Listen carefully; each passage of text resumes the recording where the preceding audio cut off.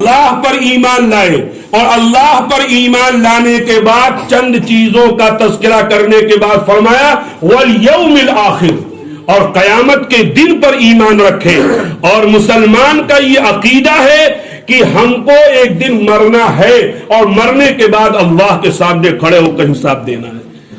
جب اس بات کا یقین ہوگا کہ ہمیں ایک ایک پائی کا حساب دینا ہے تو کوئی انسان بے ایمانی نہیں کرے گا. میرے بھائیوں، رسول اللہ صلی اللہ علیہ وسلم ہمیں جو شریعت دے کر گئے ہیں، اس شریعت کے اندر ایسا نہیں ہو سکتا کہ کوئی کسی کا حق لے کر مر جائے اور جنت میں چلا جائے. ایسا نہیں ہو سکتا.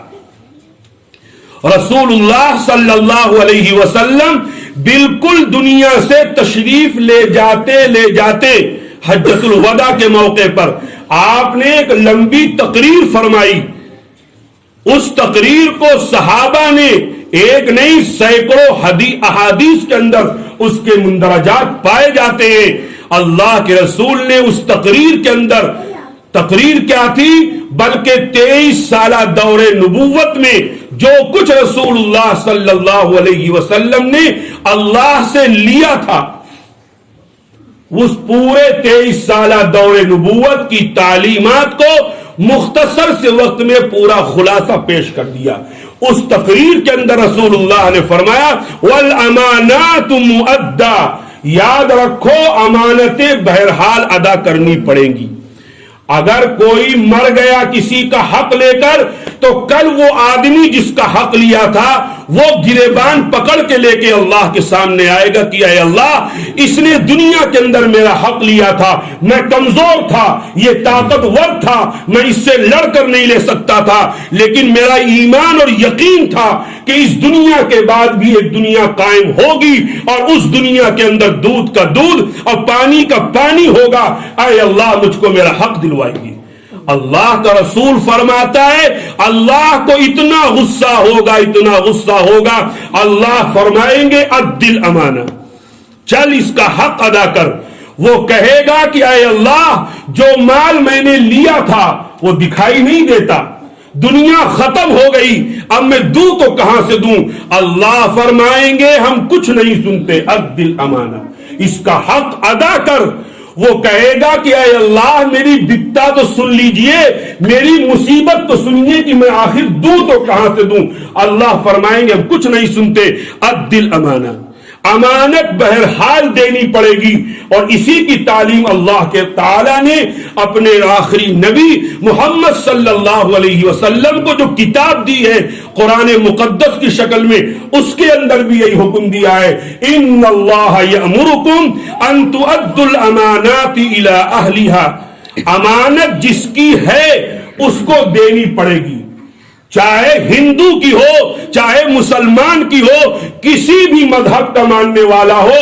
مسلمانوں یاد رکھو، کسی کا حق لے کر کوئی دنیا سے چلا جائے اور نماز روزے کے بلبوتے پر جنت میں چلا جائے، نہیں ہو سکتا ایسا. اگر اس کی نماز، اس کے روزے اس کو جنت میں لے جانا چاہیں گے تو یہ امانت دیوار بن کے کھڑی ہو جائے گی اس کے سامنے اور جنت میں جانے سے رکاوٹ بن جائے گی. میرے بھائیوں، امانت بہرحال ادا کرنی پڑے گی. یہ آیت جو نازل ہوئی ہے اس کا بھی ایک شان نزول ہے، عجیب و غریب معاملہ ہے. مفسرین لکھتے ہیں کہ ہجرت سے پہلے ایک دن رسول اللہ صلی اللہ علیہ وسلم، اس زمانے میں بیت اللہ کی چابی عثمان ابن طلحہ کے پاس رہا کرتی تھی، اور وہ ہفتے میں کچھ متعین دن تھے، اس دن آتے تھے اور بیت اللہ کا دروازہ کھولتے تھے اور لوگ بیت اللہ کے اندر جا کر اپنے بتوں کی پوجا کرتے تھے، اس لیے کہ اس زمانے میں بیت اللہ کے اندر بت رکھے ہوئے تھے. اللہ کے رسول صلی اللہ علیہ وسلم بھی تشریف لائے ایک دن. کیا کون سا وقت ہے، کیا تاریخ ہے، کچھ نہیں پتا، بس ہجرت سے پہلے ایک دن رسول اللہ صلی اللہ علیہ وسلم تشریف لائے. جو لوگ مکہ گئے ہیں انہوں نے دیکھا ہے کہ بیت اللہ کا دروازہ اتنی اونچائی پر ہے کہ اگر کوئی متوسط درجے کا آدمی اپنے دونوں ہاتھ کو اٹھائے تو اس دروازے کی دہلیز تک بھی نہیں پہنچ سکتا. جیسے آج یہ دروازہ اونچائی پر ہے، اس زمانے میں بھی ایسے ہی اونچائی پر تھا. لوگ لائن لگا کے بیت اللہ میں جا رہے ہیں، رسول اللہ صلی اللہ علیہ وسلم بھی لائن میں لگے ہوئے ہیں، سب جا رہے ہیں، عثمان کسی کو کچھ نہیں کہتے، اور جیسے رسول اللہ کا نمبر آیا عثمان نے کہا اے محمد ہمارے بتوں کو برا بھلا بھی کہتے ہو اور بیت اللہ میں جاؤ گے؟ نہیں جانے دیں گے، نکلو باہر۔ ہم جیسا آدمی ہوتا آستین چڑھا کے لڑنے پر آمادہ ہو جاتا۔ رسول اللہ صلی اللہ علیہ وسلم انتہائی سنجیدگی اور متانت کے ساتھ کنارے جا کے کھڑے ہو گئے۔ لوگ آ رہے ہیں جا رہے ہیں، پتہ نہیں کیا خیال آیا عثمان کے دل میں اور کہا کہ اے محمد آؤ تم بھی چلے جاؤ اندر۔ آپ صلی اللہ علیہ وسلم آئے اور بیت اللہ میں جانے لگے، عثمان کے پاس پہنچے تو عثمان سے رک کر کہا کہ اے عثمان آج یہ چابی تمہارے ہاتھ میں ہے، جس کو چاہتے ہو بیت اللہ میں جانے دیتے ہو، جس کو چاہتے ہو روک دیتے ہو۔ یہ بتاؤ اس دن کیا حال ہوگا جس دن یہ چابی میرے ہاتھ میں ہوگی اور میں جس کو چاہوں گا دے دوں گا۔ عثمان نے کہا کہ اے محمد کیا مسلمان جو آج بیت اللہ کی دیوار کے سائے میں ایک اللہ کی عبادت نہیں کر پاتے، کیا وہ کبھی ایسی پوزیشن میں آئیں گے کہ بیت اللہ کی چابی ان کے ہاتھ میں ہوگی؟ آپ صلی اللہ علیہ وسلم نے فرمایا کہ ہاں ہوگی۔ کہنے لگے اگر ایسا دن آیا تو وہ دن بڑی ذلت اور رسوائی کا ہوگا کہ مکہ والے بیت اللہ کی چابی بھی نہ بچا پائے۔ آپ صلی اللہ علیہ وسلم نے فرمایا عثمان وہ دن عزت کا دن ہوگا، وہ دن رسوائی کا دن نہیں ہوگا۔ بات آئی گئی ختم ہو گئی، آپ گئے اندر لوٹ آئے۔ ایک دن مکہ کے بڑے بڑے سرداروں نے یہ پلان بنایا کہ محمد صلی اللہ علیہ وسلم کو ختم کر دیا جائے، نہ رہے بانس نہ بجے بانسری۔ سارے بڑے بڑے سردار ننگی تلوار لے کر آپ کے گھر کا محاصرہ کر لیتے ہیں اور آپ اللہ کے حکم سے دشمنوں کے بیچ سے نکلتے ہیں، اپنے ساتھی ابو بکر کے گھر جاتے ہیں، ان کو لے کر نکلتے ہیں، غار ثور میں جاتے ہیں اور وہاں سے نکل کر آپ مدینہ المنورہ زادہ اللہ شرفا و عظمہ پہنچ جاتے ہیں۔ آپ گئے 1 2 3 4 8 سال گزر گئے مدینے میں۔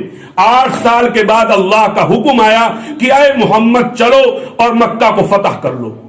آج یہ محمد 8 سال کے بعد اپنے ساتھ تمام ارباب سیر لکھتے ہیں کہ 10,000 کا لشکر لے کر جا رہے ہیں۔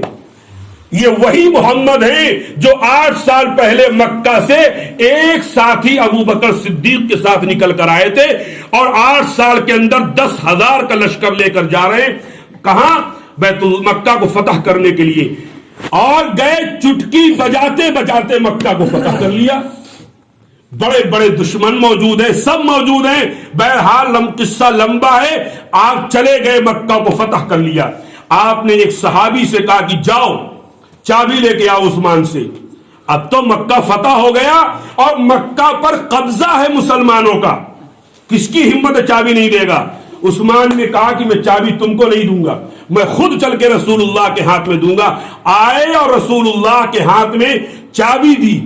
آپ نے چابی لی، دروازے کو کھولا، اندر تشریف لے گئے۔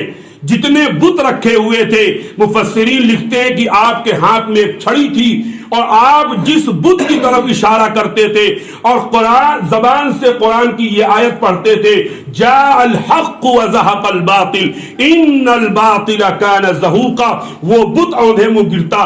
آپ نے سارے بتوں کو نکال کر بیت اللہ کو پاک کیا اور اس کے اندر زمزم سے اس بیت اللہ کے در و دیوار کو دھویا اور نماز پڑھی، اور اس کے بعد آپ باہر نکل رہے ہیں، بیت اللہ سے باہر نکل رہے ہیں، اور بڑے بڑے صحابہ، عباس آپ کے چچا ہیں وہ بھی سامنے کھڑے ہوئے ہیں، صدیق اکبر جن کا امت میں سب سے اونچا مقام ہے رسول اللہ کے بعد وہ بھی کھڑے ہوئے ہیں، علی مرتضی آپ کے داماد ہیں وہ بھی کھڑے ہوئے ہیں، عثمان ابن عفان بھی کھڑے ہیں، اور ہر آدمی ایڑی اٹھا اٹھا کر یہ دیکھ رہا ہے کہ کاش کی آج چابی مجھ کو مل جاتی، اگر مجھ کو چابی مل جائے گی قیامت تک کے لیے یہ بات لکھ دی جائے گی کہ فتح مکہ کے وقت رسول اللہ نے فلاں آدمی کو چابی دی تھی۔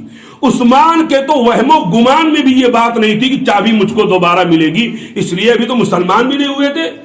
آپ چابی لے کر بیت اللہ کے دروازے پر باہر آئے، اس سے پہلے کہ آپ کسی کو چابی دیتے اللہ نے جبریل کو بھیجا اور قرآن کی یہ آیت نازل فرمائی، ان اللہ یأمرکم ان تؤدوا الامانات الی اہلہا، اے محمد چابی اسی ہاتھ میں لوٹاؤ جس ہاتھ سے تم نے چابی لیے۔ ایسا نہیں ہو سکتا کہ امانت لو کسی سے دے دو کسی اور کو۔ اللہ کے رسول نے عثمان کو بلایا اور کہا یہ لو چابی، اب قیامت تک تمہارے خاندان کے پاس چابی رہے گی اور جو تم سے چابی لے گا وہ ظالم اور جابر کہلائے گا۔